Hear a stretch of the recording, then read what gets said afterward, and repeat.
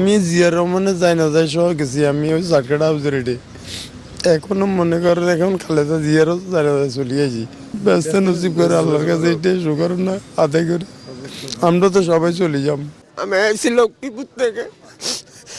আমি ওনারকম অত্যন্ত ভালোবাসি, ওনার মায়ের মতন আমি শ্রদ্ধা করি।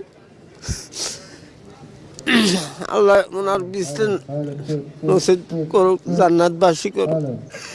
আমরা কিছুই দিতে পারি না আপনাকে, আপনি সব দিয়ে গেলেন আমাদের জন্য।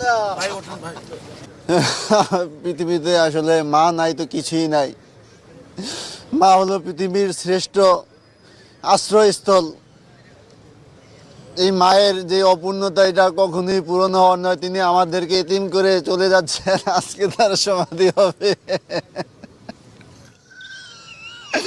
মানতে পারি না, মানতে পারি না।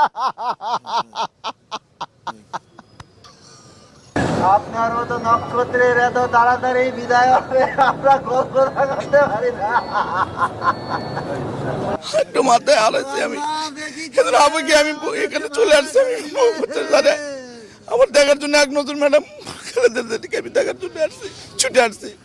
আমি সবকিছু ফেলে দিয়ে এখানে আসছি।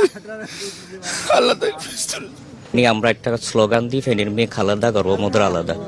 আমরা এই স্লোগানটা দিতে পারবো না। একটা নেত্রী পেয়েছিলাম, বেগম খালেদা জিয়া। উনি ইন্তেকাল করাতে আমাদের আসলে আমরা অভিভাবক শূন্য হয়েছি। বেগম খালেদা জিয়া এই রাষ্ট্রের জন্য অপরিহার্য একজন ব্যক্তিত্ব ছিলেন। আজকে জাতি শোকাহত।